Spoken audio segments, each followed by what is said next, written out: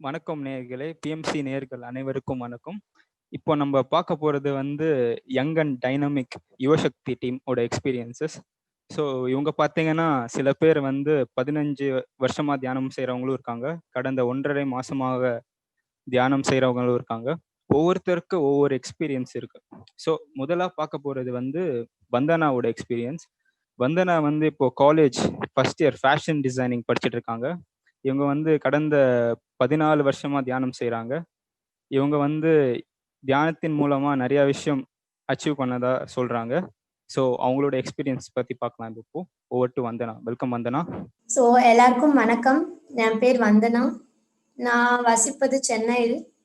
So நான் வந்து இந்த மெடிடேஷனுக்கு வந்து 2006 என் அம்மா அப்பா மூலியமா வந்தேன். அவங்க தான் ஃபர்ஸ்ட் 2006 இந்த மெடிடேஷனுக்கு வந்தாங்க. ஸோ அப்படியே நானும் அதை அடாப்ட் பண்ணிட்டேன். ஸோ இந்த மெடிடேஷன்ல எனக்கு எக்ஸ்பீரியன்ஸஸை நான் 3 விதமா பிரிச்சு சொல்றேன் உங்களுக்கு. ஃபர்ஸ்ட் வந்து ஃபிசிக்கலா எனக்கு எப்படி இந்த மெடிடேஷன் அண்ட் அதோட பவர் வந்து எனக்கு எப்படி ஹெல்ப்ஃபுல்லா இருந்துச்சுன்னு சொல்றேன். ஸோ வந்து எனக்கு ஒரு நாள் 2018 சிவியர் ஸ்டமக் பெயின் வந்துச்சு. ரொம்ப சிவியர். எனக்கு என்னமோ அவ்வளோதான், இதோட முடிஞ்சிருமோ அப்படின்னு தோணுச்சு. அவ்வளோ சிவியரா இருந்தது. ஸோ அப்புறமா என்னென்னமோ ட்ரை பண்ணேன், மெடிசன்ஸ் எடுத்தேன், அப்புறமா டானிக்ஸ்லாம் குடித்தேன், எதுவுமே வேலை செய்யல. ஒரு 2 hours சிவியரா இருந்துச்சு. ஸோ அப்புறமா அம்மா கிட்ட சொல்லிட்டே அழுதுட்டு இருந்தேம்மா, எனக்கு நான் என்ன பண்ணணும்னு தெரியல, ஏதாவது சொல்லுங்க அப்படின்னு. அப்படி சொல்லும்போது அவங்க சொன்னாங்க, எங்க வீட்டில் பிரமிட் இருக்கு.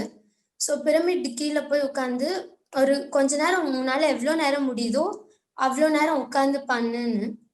ஸோ அந்த 2 hours மெடிசன் எடுத்தாலும் குறையல, டானிக்ஸ் எடுத்தாலும் குறையல, அந்த மாதிரி இருந்தது. ஸோ ஒரு 15 minutes பிரமிட் கீழே உட்காந்து மெடிடேஷன் பண்ணேன். எப்படி அது ஒரு மேஜிக்கான்னு தெரியல. அந்த 15 minutesல வயிறு வலி ஃபுல்லா குறைஞ்சிட்டு அப்படியே தூங்கிட்டேன் நான் ஆக்சுவலி சொல்ல போனா. ஸோ அவ்வளோ ரிஃப்ரெஷிங்கா இருந்தது. ஸோ இந்த மாதிரி எனக்கு ஹெல்த் ப்ராப்ளம்ஸ் எப்பெல்லாம் வருதோ எனக்கு மெடிடேஷன் ரொம்ப ரொம்ப உதவி செய்யுது. இந்த மாதிரி நான் எப்பெல்லாம் ஹெல்த் ப்ராப்ளம் வருதோ எனக்கு அட்லீஸ்ட் ஒரு 15 minutes உட்கார்ந்தா கூட போதும், அது அப்படியே சீக்கிரமா குறைஞ்சிரும். எனக்கு அப்படியே மைண்ட்லாம் ரிலாக்ஸா, பாடி ரிலாக்ஸா இருக்கும். டாக்டர் கிட்ட போக வேண்டிய எந்த அவசியமுமே இல்லை. ஸோ ஃபிசிக்கலா எனக்கு இந்த ஒரு எக்ஸ்பீரியன்ஸ். அண்ட் இப்போ மென்டலா பார்த்தீங்கன்னா 10th 12th ஸ்டூடெண்ட்ஸ் தான் ரொம்ப ஸ்ட்ரெஸ் கொடுப்பாங்க ஸ்கூல்ஸ்ல எல்லாம் யூஸ்வலா. ஸோ அந்த மாதிரி எனக்கே தெரியாம 10th 12th ஸ்டாண்டர்ட் அப்படின்னு நானே ஸ்ட்ரெஸ் பண்ணிக்க ஆரம்பிச்சிட்டேன். ரொம்ப ஸ்ட்ரெஸ் பண்ணிட்டு அதனால ஹெல்த் ப்ராப்ளம்லாம் வர ஆரம்பிச்சது. ஸோ அம்மா சொன்னாங்க, படிக்கிறது முன்னாடியோ இல்லை ஸ்கூலுக்கு போறது முன்னாடியோ கொஞ்ச நேரம் மெடிடேஷன் பண்ணிட்டு போனா உனக்கு மைண்ட் ரிலாக்ஸா இருக்கும். படிப்பு கூட நீ ரொம்ப நேரம் படிக்க தேவையில்ல, மெடிடேஷன் பண்ணிட்டு நீ படிச்சீன்னா உனக்கு ஒரு 1 hourல ஏற வேண்டியது 1/2 hourல முடிஞ்சிரும் அப்படின்னு. ஸோ ஃபர்ஸ்ட் நான் கண்டுக்கல, இது என்ன இதுக்கு அதுக்கு என்ன சம்பந்தம் அப்படின்னு. பட் பண்ண ஆரம்பிச்சதும் எனக்கு ரொம்ப சிம்பிளாச்சு, ஸ்ட்ரெஸ்ஸே இல்லாம இருந்தது. அப்புறமா சீக்கிரமா என்னால மெமரைஸ் பண்ண முடிஞ்சது எல்லாமே. ஸோ ஒரு 1 hourல படிக்கிறதா இருந்தா 1/2 hourலயே படிச்சு முடிச்சுட்டு எனக்கு கொஞ்சம் ரிலீஃபா இருந்தது. ஸோ இது ஒரு எக்ஸ்பீரியன்ஸ் மென்டலா எனக்கு மெடிடேஷன் எப்படி ஹெல்ப் ஆச்சுன்னு. செகண்ட்லி வந்து ஸ்கூல்ல ஒரு மேம் இருந்தாங்க. ஸோ அவங்க வந்து என்னன்னு தெரியல, சில ஸ்டூடெண்ட்ஸ் கிட்ட மட்டும் ரஃப்பா இருப்பாங்க. அந்த மாதிரி நான் ஒரு ஸ்டூடெண்ட். ஸோ அது ஏன்னு தெரியல, ரீசனே இல்லாம அப்படி ரஃப்பா ஸ்ட்ரிக்டா இருப்பாங்க. ஸோ நான் வந்து என்னால அவங்க இது பண்றது தாங்கிக்க முடியல. ஸோ அம்மாக்கு வந்து சொன்னேன் இப்படி, ஐயோ இவங்க என்ன மட்டும் ஏன் இப்படி டார்கெட் பண்றாங்க அப்படின்னு. சொன்னதும் அம்மா சொன்னாங்க, ஒன்றும் இல்லை, மெடிடேஷன்ல உட்காந்து சங்கல்பம் வச்சுக்கோ, ஒரு பாசிட்டிவ் எனர்ஜி அவங்களுக்கு சென்ட் பண்ணு.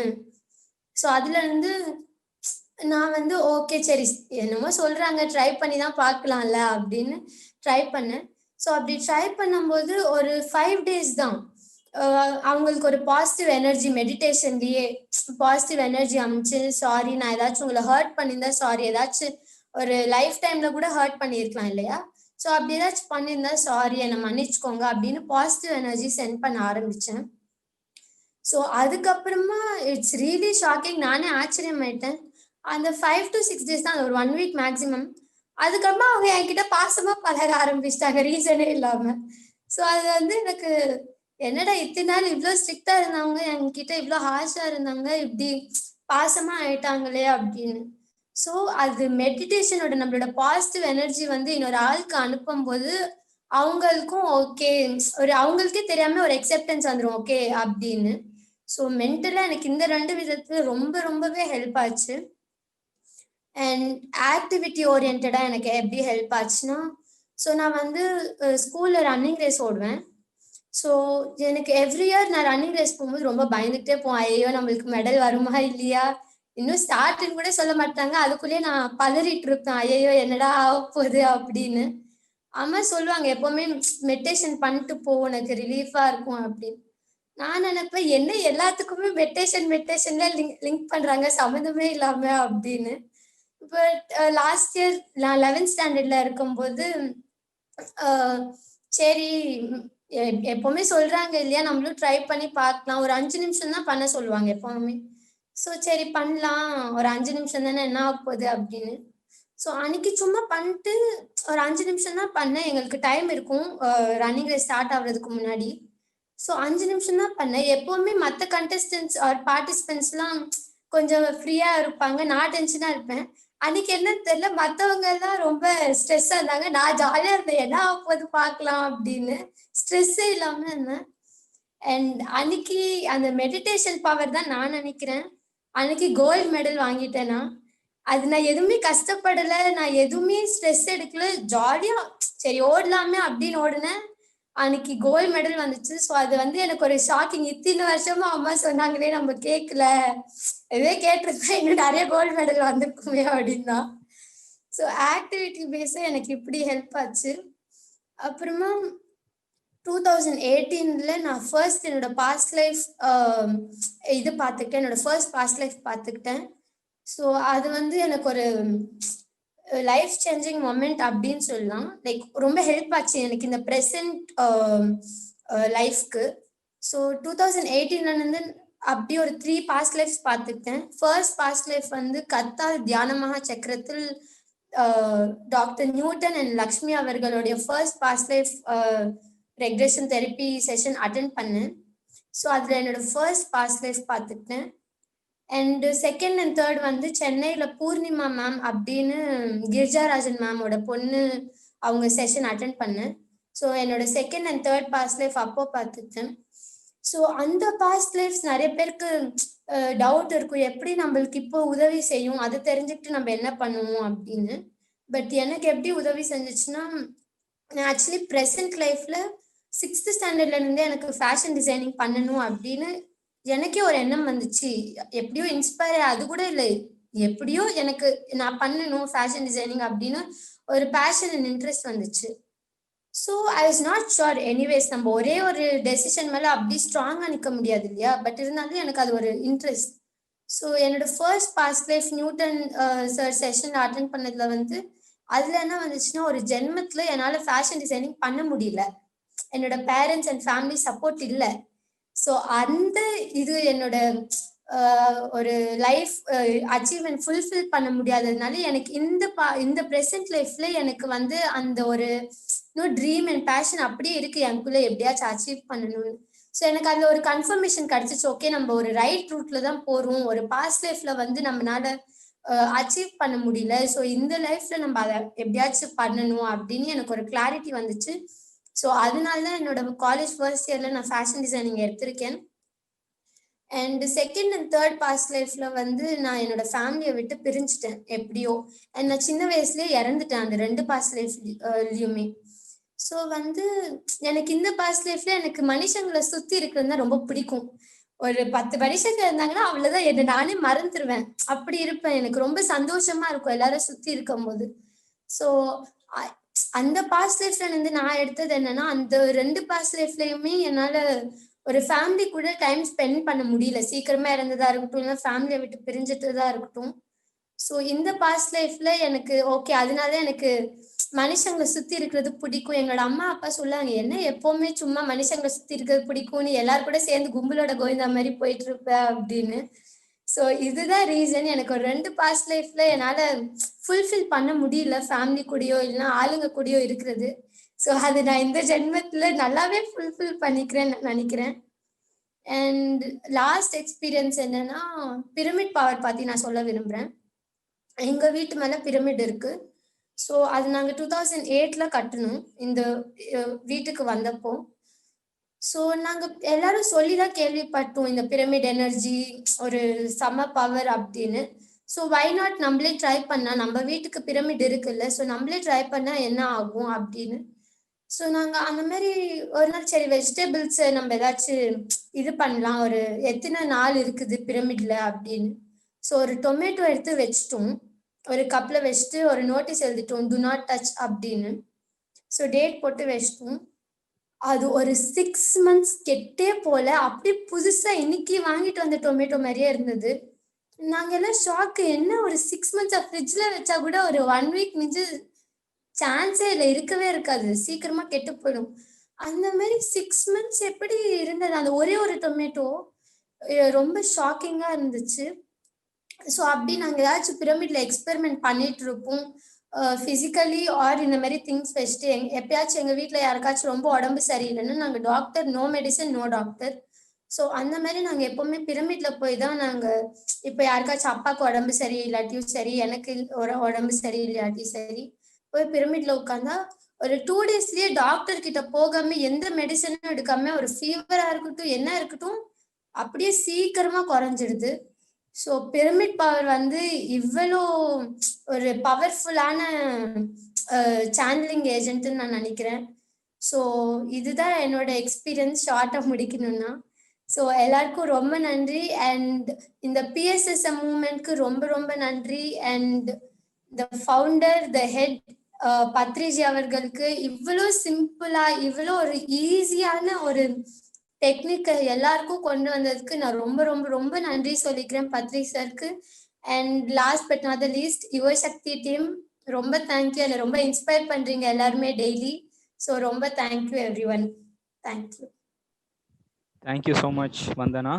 உங்களோட எக்ஸ்பீரியன்ஸ் வந்து நிறையா யங்ஸ்டர்ஸ்க்கு யூஸ்ஃபுல்லாக இருக்கும்னு நினைக்கிறேன். ஏன்னா சின்ன வயசுலேயே உங்களோட பாஸ்ட் லைஃப்ஸை பார்த்துருக்கீங்க. பாஸ்ட் லைஃப் பார்த்து இதான் என்னோட லைஃப் பர்பஸ், இதான் என்னோட பேஷன் அப்படின்றதெல்லாம் கண்டுபிடிச்சிருக்கீங்க. பிரமிட் கட்டியிருக்கீங்க வீட்டில். It's a wonderful experience. So அடுத்ததாக அவதி ஜெயின் அப்படின்றவங்க, இவங்க வந்து இந்தூர் மத்திய பிரதேஷ்ல இருந்து வராங்க. இவங்க வந்து ஃபைனல் இயர் பிஏ எல்எல்பி படிச்சுட்டு இருக்காங்க இப்போ. இவங்க வந்து பாஸ்ட் 1.5 months தான் தியானம் செய்கிறாங்க. ஆனால் இவங்களுக்கு அதுலேயே வந்து அதோட இம்பார்ட்டன்ஸ் தெரிஞ்சு இன்னைக்கு நம்மளுக்கு சொல்ல வந்திருக்காங்க. இவங்களுக்கு அதனால மன நிம்மதி கிடைச்சிருக்குன்னு சொல்றாங்க. ஸோ அவதி Jain, we welcome you. Hello everyone, I'm Avdi Jain. I'm final year BLB student from Indore, Madhya Pradesh. My journey of meditation started 1.5 months ago. I started meditation to overcome my fear and overthinking and anger and be a better version of myself. I used to think too much about anything that happened to me, like something bad happened to me, or like if I had a quarrel with someone, heard something bad. So it used to take 2 or 3 days to overcome those thoughts and get back to normal again. And also then I came to know about PSSM movement and PSSM society. Then I joined meditation in PSSM group Yuva Shakti team. And from the very day I have started meditation, I have seen a lot of transformation in myself. I have overcome my overthinking problem, and I'm more calm, composed and confident now, and life seems more beautiful to me now. So today I'm going to present self-composed poetry before you, whose title is Search of Happiness and Peace. I wandered everywhere in search of peace and happiness. I asked everyone there, where do I get peace and happiness? Some told to be with nature, some told to reduce work pressure. Seeking for this pleasure, I took so many exposure. Then I found it in the lap of nature, but lost it again when I saw ugly creature. Then I found it in the admiration and lost it in the objurgation. Then I found it in the love and affection and lost it when I did not get attention. Surrounded by so many people, still loneliness was a trouble. Silly and stupid was I, searching it with outside people. A bunch of happiness that was temporary and unstable. Then I thought in the time of leisure, this is that I need to be a meditator. This is the only way to achieve the treasure of peace and happiness, which gives us the real pleasure. The meaning of my poem is everyone is in search of peace and happiness. We search happiness everywhere, in every small thing, like in the beauty of nature, in love and affection, in appreciation from the people who surround us. But this is this happiness is not permanent. No. Do you think this happiness is permanent? No, absolutely not. Because it is temporary as we get sad or hurt when something bad happened to us, someone scold us, if we didn't receive attention from our loved ones. So, how to be happy and peaceful in every state? This is the actual question.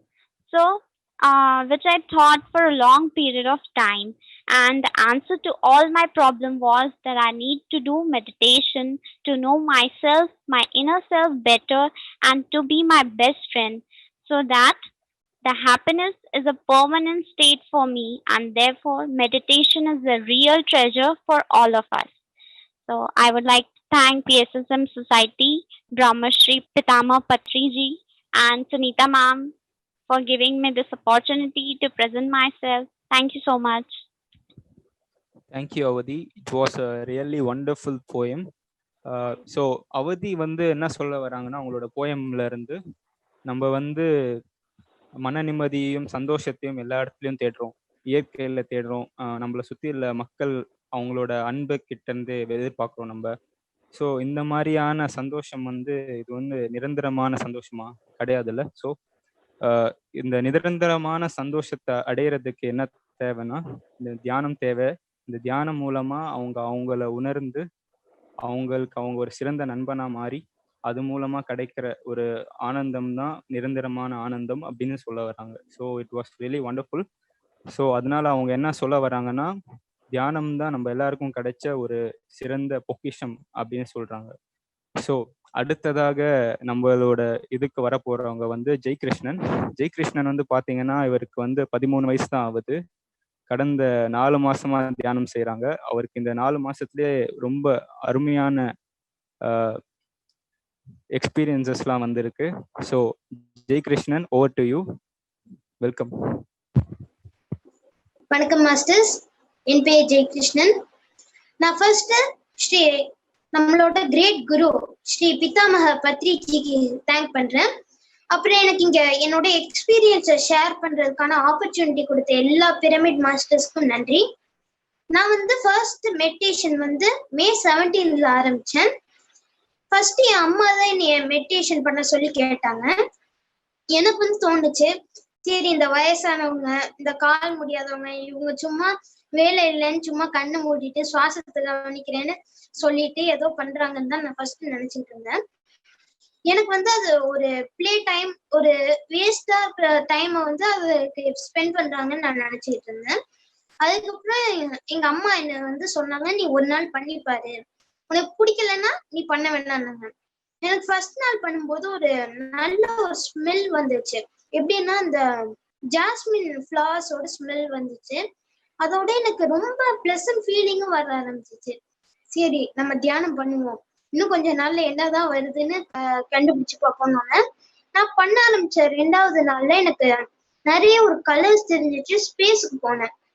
அதுக்கப்புறம் எனக்கு ஒரு வாரம் கழிச்சு நம்மளோட great குரு ரமண மகரிஷி வந்தாரு. அவர் என்கிட்ட சொன்னாரு, நீ வந்து யாரெல்லாம் பாக்குறியோ, யாருக்கெல்லாம் மெடிடேஷன் சொல்லி கொடுக்குறியோ, யாரெல்லாம் மெடிடேஷன் பிகினிங்ல இருக்காங்களோ அவங்கள்ட்ட நீ ஒரு மெசேஜ் சொல்லணும், அதாவது நான் சொன்னதா நீ சொல்லணும்னு சொன்னாரு. சரி அது என்னதான் மெசேஜ்னு கேட்போன்னு நான் கேட்டவர்கிட்ட. அதாவது அவர் ஆசி வந்து இந்த உலகம் முழுக்க எல்லாரும் மெடிடேஷன் பண்ணி நல்ல பலன் அடையணும்னு அவர் ஆசைப்பட்டாராம். அதாவது எல்லாரும் சொல்லுவாங்க கலியுகம்னா நிறைய பாவம் நடக்கும், ஆனா நம்ம மேன் பவர்னால எது வேணாலும் சாதிக்க முடியும். ஏன்னா நம்ம நார்மலா வானத்துல பறக்க முடியாதப்ப பிரைட் பிரதர்ஸ் வந்து ஃபிளைட் கண்டுபிடிச்சாங்க. அப்ப நம்மளால இந்த யுகத்தை ஏன் மாத்த முடியாதுன்னு எனக்கு ஒரு தாட் வந்துச்சு. அப்ப எல்லாருக்கும் நான் சொன்னேன் மெடிடேஷன் பண்ணுங்கன்னு. அப்ப என் ரிலேட்டிவ்ஸ் ஃப்ரெண்ட்ஸ்க்கு எல்லாம் ஷேர் பண்ணேன். நான் இப்ப 6 மெம்பர்ஸ்க்கு கிளாஸ் எடுக்கிறேன். அதோட எனக்கு ஃபர்ஸ்ட் தாட் என்னன்னா, மெடிடேஷன் மாஸ்டர்ஸ்லாம் நமக்கு ஹீலிங் பண்ணுவாங்க, நம்ம உடம்புல ஹீல் பண்ணுவாங்க. நான் ஒரு மாஸ்டர் என்னன்னா ஹீலிங் பண்ணலான்னு நான் நினைச்சிட்டு இருந்தேன். அப்ப நான் ஒரு பாஸ்போர்ட் பார்த்தேன். அப்பதான் எனக்கு தெரிஞ்சிச்சு ஹீலிங் ஒரு தப்புன்னு. நான் ஒரு அட்லாண்டியன் சிவிலைசேஷன்ல ஒரு கிங், கிறிஸ்டல் கிங், நான் வந்து எல்லாருக்கும் ஹீலிங் பண்ண ஆரம்பிச்சிட்டேன். அதுவும் யாருக்கும் செப்பரேஷன் பார்க்காம.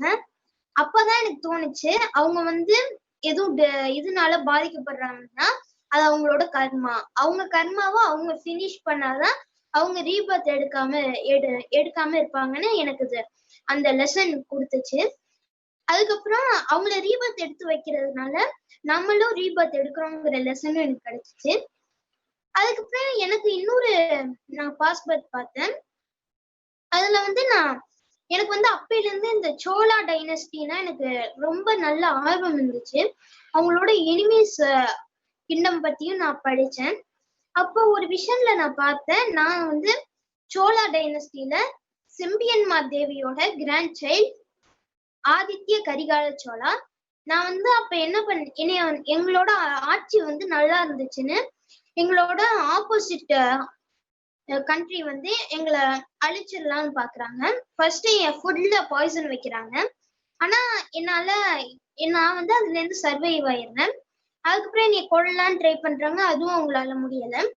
அவங்க என்ன நினைக்கிறாங்கன்னா, நாட்டு மக்கள் இருந்தா தானே அந்த நாடு இருக்கும், அப்ப இந்த நாட்டு மக்கள் இல்லைன்னா ராஜா மட்டும் என்ன பண்ண முடியும்னு சோல்ஜர்ஸ் சின்ன சின்ன குழந்தைங்களை கூட கொள்ள ஆரம்பிச்சிடுறாங்க.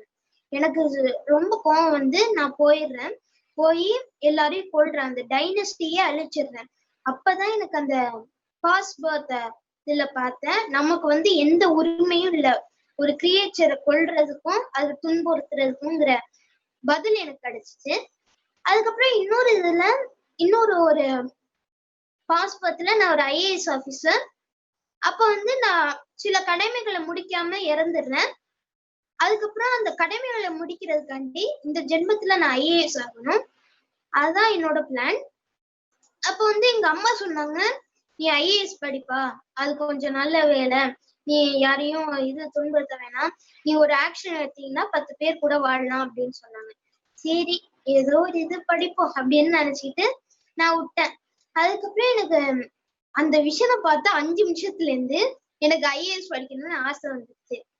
அதுக்கப்புறம் நான் கேட்டேன் குருஸ்ட, நான் வந்து அந்த இடத்துல முடிக்காம வந்துட்டேனே, அந்த கர்மா வந்து நான் எப்படி முடிக்கிறதுன்னு தியானத்துல வந்து உனக்கு அதற்கான பதில் கிடைக்கும்னு சொல்லிட்டு நான் எங்க போகணும் அதெல்லாம் கேட்கும்போது, அது உன்னோட இது இல்லை, மெடிடேஷனோட நீ பண்றதுனால உனக்கு வந்து நல்ல ஒரு சூழ்நிலை தான் கிடைக்கும் அப்படின்னு சொன்னாங்க.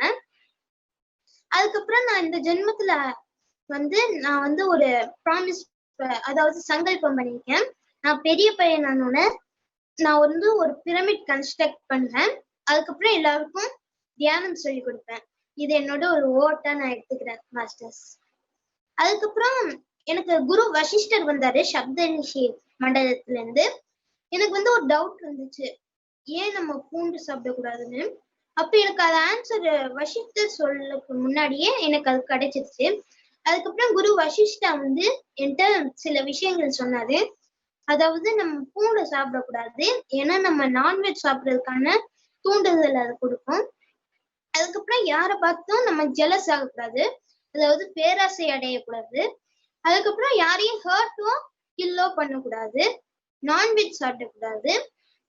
நான் நான்வெஜ் சாப்பிட மாட்டேன் சின்ன வயசுல இருந்து. ஆனா எனக்கு ஒரு டவுட் இருந்துச்சு, நான்வெஜ் ஏன் நம்ம சாப்பிடக்கூடாது? இப்ப வந்து பாம்புனா அதோட கோழியோட முட்டையை சாப்பிடுது, ஜாக்குவார்னா ஏதாச்சும் ஒரு டியரோ எதையோ அன்ட் பண்ணி சாப்பிடுது. இப்ப மனுஷங்களை ஏன் சாப்பிடக்கூடாது, மனுஷங்க வந்து ஏன் நான்வெஜ் சாப்பிடக்கூடாதுன்னு எனக்கு தியானத்துக்கு முன்னாடியே அந்த டவுட் இருந்துச்சு. அதுக்கப்புறம் ஒரு தடவை கில்ஜா மேடமோட செஷன் அட்டென்ட் பண்ணேன். அப்ப எனக்கு வந்து அவங்க கொடுத்த ஆன்சர் என்னன்னா, இப்போ வந்து நம்ம வந்து வெஜிடபிள்ஸ் சாப்பிட்டோம்னா அதுங்களோட உணர்ச்சி கம்மியா இருக்கும். ஆனா அனிமல்ஸ்க்கு வந்து உணர்ச்சிகள் அதிகமா இருக்கும். அதோட அதுங்க வந்து பயப்படுமா, நம்ம கொல்லும் போது பயப்படும். ஐயோ இவங்க நீ வெட்ட போறாங்கன்னு ஒரு பய உணர்ச்சியை வெளிப்படுத்துமா. அதாவது இப்பயே நம்மள யாரையாச்சும் கொல்ல வந்தாலோ இது பண்ணாலும் நம்ம மனசுக்குள்ளேயாச்சும் நினைச்சுப்போம், கடவுளே இவங்க நீ வெட்டிடக்கூடாது அந்த மாதிரி நினைக்கிறோம். அப்ப வந்து எனக்கு வந்து ஒரு கிளாரிட்டி என்ன கிடைச்சிச்சுன்னா, நம்ம வந்து இனிமே யாரையும் கொல்லக்கூடாது. அதோட சயின்டிபிக் ரீசனும் ஒண்ணு இருக்கு. அதாவது நம்ம அதை கொல்லும் போது ஒரு பாய்சன் வெளியிடும். Okay masters, thank you. எல்லாரும் தியானம் செய்யுங்க. எல்லாருக்கும் தியானமும் சொல்லிக் கொடுங்க. தேங்க்யூ. தேங்க்யூ ஜெய் கிருஷ்ணன். இது வந்து ரொம்ப அருமையான எக்ஸ்பீரியன்ஸ். இந்த சின்ன வயசுல ஒரு 4 months நீங்க தியானம் செஞ்சு உங்களோட பாஸ்ட் லைஃப்ஸ் எல்லாம் தெரிஞ்சிருக்கீங்க. ரொம்ப அற்புதமான விஷயம். ஜெய் கிருஷ்ணன் பார்த்தீங்கன்னா அவர் வந்து பிஎம்சி யூடியூப் சேனல்ல பார்த்து தான் கற்றுக்கிட்டு இருந்திருக்காரு தியானம். அதுலேயே அவருக்கு எவ்வளோ எக்ஸ்பீரியன்சஸ் வந்திருக்கு லாஸ்ட் 4 monthsலயே. ஸோ அடுத்ததாக தீபிகா மேடம் வந்து பாஸ்ட் 15 years தியானம் செய்கிறாங்க. அவங்களுக்கு வந்து தியானம் மூலமாக அவங்களோட படிப்புலையும் சரி அவங்களோட கரியர்லையும் சரி ரொம்ப பெரிய மாற்றம் உருவாகி இருக்குன்னு சொல்கிறாங்க. அவங்க வந்து அவங்களோட கொலீக்ஸ் அவங்களோட ஃப்ரெண்ட்ஸ் எல்லாருக்குமே தியானம் கற்றுக் கொடுத்துக்கிட்டும் இருக்காங்க. So welcome Deepika madam. So இன்னைக்கு நான் உங்க கூட ஒரு கான்செப்ட் ஷேர் பண்ணிக்க போகிறேன். என்ன அப்படின்னா மெடிடேஷன் மற்றும் ஹார்மோன். எல்லாருக்கும் தியானம் அப்படின்றது தெரியும். ஸோ தியானம்னா என்ன? தியானம் அப்படின்னா எந்த ஒரு சிந்தனையும் இல்லாம ஒரு மனதை வெற்றிடமாக்கி இருக்கிற அந்த நிலையை தான் நம்ம தியானம் அப்படின்ட்டு சொல்றோம். ஸோ இந்த தியானம் பண்றதால நமக்கு என்ன பலன் அப்படின்ட்டு பார்த்தோம்னா நிறைய இருக்கு. உதாரணத்திற்கு நம்மளோட நோய் எல்லாமே வந்து சீக்கிரமா குணமடையும். நமக்கு வந்து நல்ல தூக்கமும் கிடைக்கும். நமக்கு வந்து நோய் ஏதாச்சும் இருந்தா இல்லைன்னா காயம் ஏதாச்சும் ஏற்பட்டா அதுல இருந்து தாங்கிக்கிற அந்த வலி தாங்கிக்கிற சக்தி வந்து ரொம்பவே அதிகரிக்கும். அதே மாதிரி நம்ம வந்து தியானம் செய்ய ஆரம்பிச்சோம்னா முதுமை அடைய மாட்டோம். அந்த இளமையான நிலையிலேயே இருப்போம். நம்மளோட மனநிலை கூட ரொம்ப சாந்தமா இருக்கும். அதே மாதிரி பார்த்தோம்னா எந்த ஒரு மன அழுத்தமும் இருக்காது. மன அழுத்தத்துல நிறைய பேர் வந்து சூசைட் பண்ணிக்கிற அளவுக்கும் போறாங்க. பட் தியானம் பண்றதால மன அழுத்தத்துல இருந்து சீக்கிரமா வெளியில வரலாம்.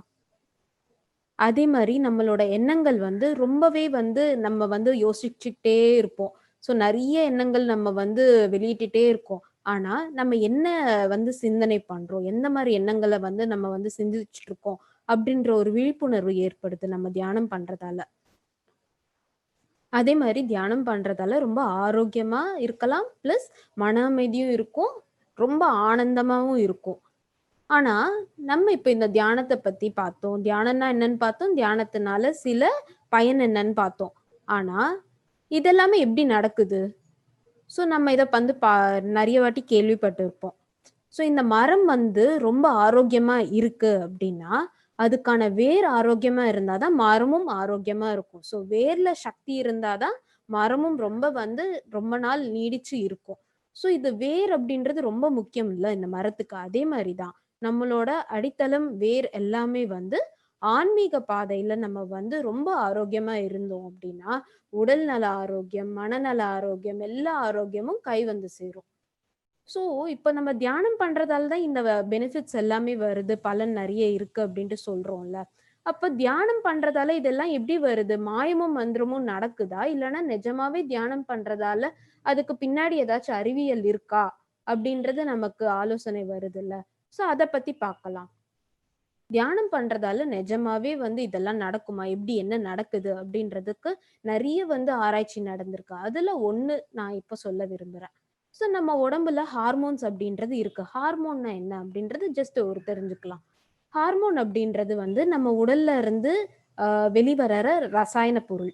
இது வந்து எங்க இருந்து வருது அப்படின்னா நம்மளோட எண்டோக்ரைன் கிளான்ஸ், நாளமில்லா சுரப்பிகள் அப்படின்ட்டு சொல்லுவோம். நிறைய இருக்கு. Pituitary gland, pineal gland, thymus gland, அந்த மாதிரி நிறைய கிளான்ஸ் இருக்கு நம்மளோட பாடியில. ஸோ இந்த நம்ம உடல்ல இருக்கிற இந்த கிளான்ஸ்ல இருந்து வெளிவரது தான் இந்த ஹார்மோன்ஸ். இந்த ஹார்மோன்ஸ் என்ன பண்ணும் அப்படின்னா, அது வெளியில வந்து ரத்தத்துல கலந்து மற்ற உடல் உறுப்புகளுக்கு போய் சென்று சேருது. சென்று போனதுக்கு அப்புறம் அங்க வந்து அது இன்ஸ்ட்ரக்ஷன் கொடுக்கும், எப்படி பிஹேவ் பண்ணணும், என்ன மாதிரி இருக்கணும், ஆரோக்கியமா இருக்கணுமா, என்ன மாதிரி நீ வந்து செயல்படணும் அப்படின்ற வந்து மெசேஜ் எல்லாமே இந்த ஹார்மோன் தான் அதுக்கு வந்து கொடுக்குது. ஒரு சிறிய அளவு ஹார்மோன் நம்ம வெளியிடுறதும் பெரிய அளவுல நமக்கு வந்து ரெஸ்பான்ஸ் கிடைக்குது அந்த பாடியோட உறுப்புல இருந்து. ஸோ இந்த மெடிடேஷனுக்கும் ஹார்மோனுக்கும் என்ன தொடர்பு அப்படின்ட்டு பார்த்தோம்னா, நம்ம தியானம் செய்ய ஆரம்பிச்சதுக்கு அப்புறம் நம்மளோட உடல் உறுப்புகள்ல எப்படி செயல்படுத்தணும் அப்படின்ற சொல்ற இந்த ஹார்மோன் வந்து ஏறணுமா இறங்கணுமா அப்படின்ற இன்ஸ்ட்ரக்ஷன்ஸ் எல்லாமே மெடிடேஷன் மூலமா அது வந்து கொடுக்குது. இந்த ஹார்மோன்ஸ் வந்து நம்மளோட உடல் உறுப்புகளுக்கு ஒரு கண்ட்ரோல் இதுவா பண்ணிட்டு இருக்குன்னா, மெடிடேஷன் வந்து இந்த ஹார்மோனை வந்து கண்ட்ரோல் பண்ணிட்டு இருக்கு. எப்படி கண்ட்ரோல் பண்ணுது ஹார்மோன்ஸ் அப்படின்றத பார்த்தோம்னா, இப்ப நம்ம ஹார்மோன்ஸ் அப்படின்றது எப்படி ஆக்டிவேட் ஆகுது, எப்படி செயல்படுது அப்படின்னா, நம்ம வந்து நிறைய சிந்திச்சுக்கிட்டே இருக்கோம்ல, நம்மளோட ஆலோசனை வந்து தீவிரமாக ஆக அது ஒரு உணர்ச்சியா மாறுது. எப்ப அது வந்து ஒரு உணர்ச்சியா மாறுதோ அப்ப அந்த உணர்ச்சிக்கு ஏற்றவாறு இந்த ஹார்மோன் வந்து ஏறணுமா இறங்கணுமா அப்படின்றது வந்து பேஸ் பண்ணி இருக்கும். ஸோ நம்ம வந்து ஃபார் எக்ஸாம்பிள் உதாரணத்திற்கு இப்ப நம்ம வந்து ரொம்ப ஸ்ட்ரெஸ்டா மன அழுத்தத்துல இருக்கோம்னு நினைச்சுக்கோங்களேன். அந்த மன அழுத்தமும் பயமும் வந்து நம்ம உடல்ல இருக்கிற ஒரு ஹார்மோன் கார்டிசால் அப்படின்றது ரொம்ப அதிகரிக்கும். இது அதிகரிக்கிறதால நீடித்த காலம் அதிகரிச்சுட்டே போயிட்டு இருந்தா அது நம்மளோட மூளையை வந்து பாதிக்கும். ஸோ நம்ம தியானம் பண்றதால நம்ம வந்து நம்மளோட ஆலோசனைகள் மேல கவனம் ஏற்படுது, விழிப்புணர்வு ஏற்படுது. ஸோ அந்த மாதிரி இருக்கும்போது மன அழுத்தத்துல இருந்து வெளியில வரும். ஸோ மன அழுத்தத்துல இருந்து வெளிவரும்போது இந்த கார்டிசால் அப்படின்ற ஹார்மோனோட அளவும் கம்மியாயிடுது. அதனால நமக்கும் உடல் உறுப்புகள் எல்லாமே ஆரோக்கியமா இருக்கு. இன்னொரு உதாரணத்திற்கு இப்ப நம்ம எதையாச்சும் எதிர்பார்த்து ரொம்ப சந்தோஷமா இருக்கோம் அப்படின்னா, அந்த சந்தோஷமான ஆனந்தமான நிலையில இருக்கும்போது டோபமைன் அப்படின்ற ஹார்மோன் வந்து வெளியிடுறோம். அந்த டோபமைன் ஹார்மோன் வெளியிடுறதால நம்ம உடல் உறுப்புகள் எல்லாமே வந்து நல்ல அழகா செயல்படும், ரொம்ப ஆனந்தமான மனநிலையும் கொடுக்கும். அதே மாதிரி உதாரணத்துக்கு இன்னும் சில ஹார்மோன்ஸை பத்தி பார்க்கலாம். இப்போ செரோட்டோனின் அப்படின்ற ஹார்மோன் இருக்கு. இந்த ஹார்மோனை வந்து மகிழ்ச்சிகரமான ஹார்மோன் அப்படின்றும் கூறலாம். ஸோ இந்த தியானம் பண்றதால என்ன ஆகுதுன்னா, நம்மளோட குடை இருக்குல்ல, அதுல இருந்துதான் உற்பத்தி ஆகுது இந்த செரோட்டோனின். ஸோ இந்த குடையில இருந்து உற்பத்தி ஆகுற இந்த செரோட்டோனின் அளவை வந்து அதிகரிக்கும். இந்த செரோட்டோனின் அதிகமாகறதால நமக்கு என்ன நடக்கும் அப்படின்றத பார்த்தோம்னா, நம்மளோட மனநிலை வந்து ரொம்ப அழகா வந்து சீரான இதுவா இருக்கும். நம்ம வந்து எதுக்கும் ரொம்ப கோவப்பட மாட்டோம், இல்லைன்னா எதுக்கும் வந்து ஒரு பேராசையோடவோ இல்லைன்னா எரிச்சலோடவோ இதெல்லாம் இல்லாம ரொம்ப சாந்தமா ஆனந்தமா இருப்போம். அதே மாதிரி நமக்கு சரியான நேரத்துல சரியான அளவுல பசி எடுக்கும். ஸோ அதனால குறைந்த அளவு இல்லைன்னா மிகுந்த அளவு உணவு மட்டுமே நம்ம வந்து சாப்பிட விடுவோம். அதே மாதிரி நமக்கு காயம் ஏற்படும் போது அதை வந்து குணமடைகிறதுக்கு செரோட்டோனின் ரொம்பவே உதவும். அடுத்து பார்த்தோம்னா மெலோட்டோனின். இந்த மெலோட்டோனின் அப்படின்ற ஹார்மோன் வந்து இருள்ல வந்து ரொம்ப அதிகமா உற்பத்தி ஆகும். ஸோ இப்போ இந்த நிறைய பேருக்கு வந்து தூக்கமின்மை அப்படின்ற மாதிரி வியாதி கூட இருக்கு. சரியா தூக்கம் வரல அப்படின்ற ஒரு இது இருக்கும். நிறைய பேர் தியானம் வந்ததுக்கு அப்புறம் என்னால நல்ல தூக்கம் வந்து அனுபவிக்க முடியுது இப்போ அப்படின்ட்டு சொல்றாங்க. எதனால அப்படின்னு பார்த்தோம்னா, இந்த மெலோட்டோனின் அப்படின்ற ஹார்மோன் வந்து இரவு நேரத்துல இருளா இருக்கும் போதுதான் உற்பத்தி ஆகுது. எங்க இருந்துன்னா பீனியல் கிளாண்ட்ல இருந்து உற்பத்தி ஆகுது. ஸோ யார் ஒருத்தங்க தியானம் வந்து இரவு நேரத்திலயோ இல்லைன்னா அறைய வந்து இருளாக்கிட்டு அந்த டைம்ல அதிகமா தியானம் பண்றாங்களோ நம்மளோட மெலோட்டோனின் ஹார்மோனோட இதுவும் லெவல்ஸும் இன்க்ரீஸ் ஆகும். அந்த மாதிரி அந்த அளவு இன்க்ரீஸ் ஆகும்போது நமக்கு கரெக்டா எவ்வளவு தூக்கம் வேணும், எவ்வளவு நேரம் நம்ம வந்து விழித்திருக்கணும் அப்படின்ற ஒரு பேலன்ஸ் சமநிலை ஏற்படுது. அதே மாதிரி இப்போ பெண்களுக்கு வந்து மென்ஸ்ட்ரல் சைக்கிள் எல்லாம் சில பேருக்கு வந்து இர்ரெகுலராகவும் இருக்கும். ஸோ இந்த மெலோட்டோனின் ஹார்மோன் வந்து சரியான அளவுல இருக்கும்போது அந்த மாதிரி ப்ராப்ளம்ஸும் எதுவும் வராம நம்ம வந்து எல்லாமே ரெகுலேட்டடா இருக்கும். அதே மாதிரி நம்மளோட நோய் எதிர்ப்பு சக்தி பார்த்துட்டு இருக்கிற இந்த இம்யூன் சிஸ்டம் இருக்குல்ல, அதை வந்து ரொம்பவே அதிகரிக்கும். ஸோ அதனால இப்போ இந்த கொரோனா இந்த மாதிரி எந்த ஒரு வியாதியா இருக்கட்டும், வைரஸ் ஆகட்டும், பாக்டீரியா ஆகட்டும், தியானம் செய்யறவங்களை வந்து ரொம்ப வந்து பாதிக்காது. ஏன்னா நம்ம வந்து தியானம் செய்யறதால எந்தெந்த ஹார்மோன் எவ்வளவு அளவுல இருக்கும் அப்படின்றது கட்டுப்பாடுக்குள்ள வருது. அதனால நமக்கு வந்து இந்த நோய் எதிர்ப்பு சக்தியும் அதிகமாகுது. இன்னொரு இது பார்த்தோம் அப்படின்னா இந்த DHEA அப்படின்ற ஹார்மோன்.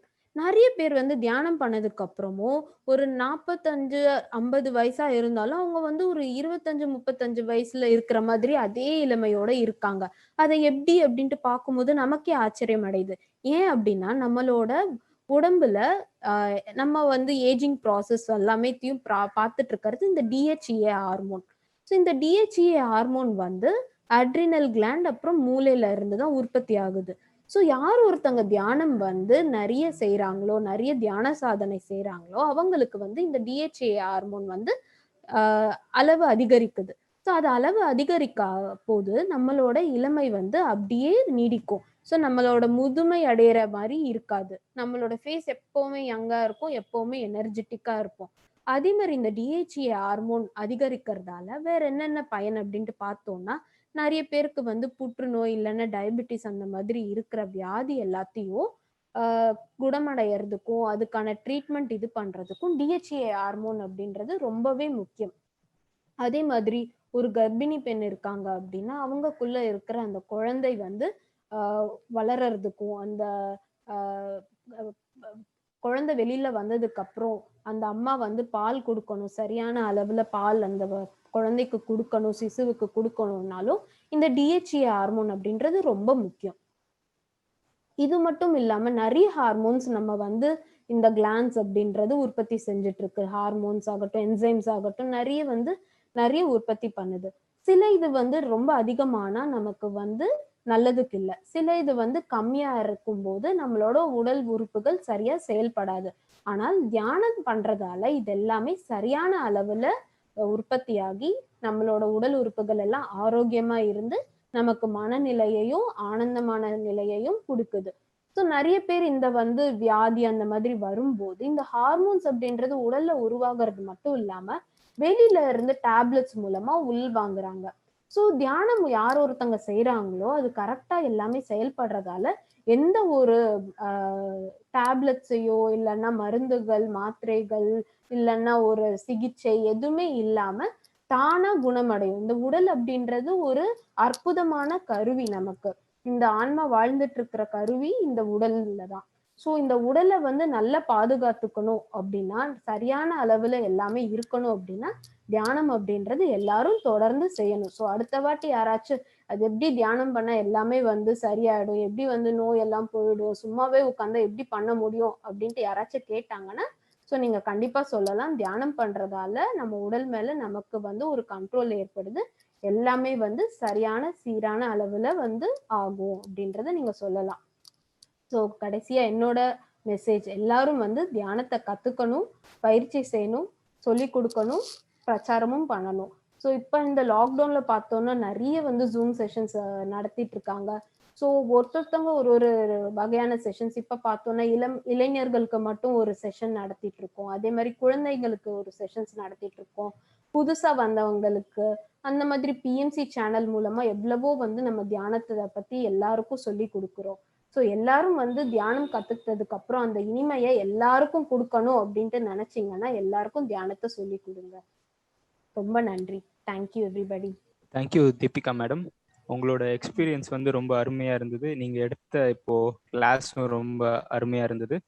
மெடிடேஷன் எப்படி நம்மளோட ஹார்மோன்ஸை வந்து பேலன்ஸ் ஆகுது, நம்ம உடம்புல இருக்கிற எல்லா சிஸ்டமையும் எப்படி சீராக்குதுன்றதை பத்தி ரொம்ப அருமையா சொன்னீங்க. ஸோ யுவசக்தி டீமுக்கே ரொம்ப பெரிய தேங்க்ஸ் சொல்லிக்கிறோம். 4 பேருமே ரொம்ப அற்புதமா உங்களோட எக்ஸ்பீரியன்ஸை ஷேர் பண்ணீங்க. ரொம்ப நன்றி. Was wonderful. PMC நேயர்களுக்கு ஒரு வேண்டுகோள், வீடியோ மூலமாக மேலும் ஆன்மீக தகவல்கள் பெற விரும்பினால் சப்ஸ்கிரைப் எனும் பட்டனை அழுத்தவும். இதை பற்றிய அறிவிப்புகளை அறிய வேண்டுமானால் பெல் எனும் பட்டனை அழுத்தவும்.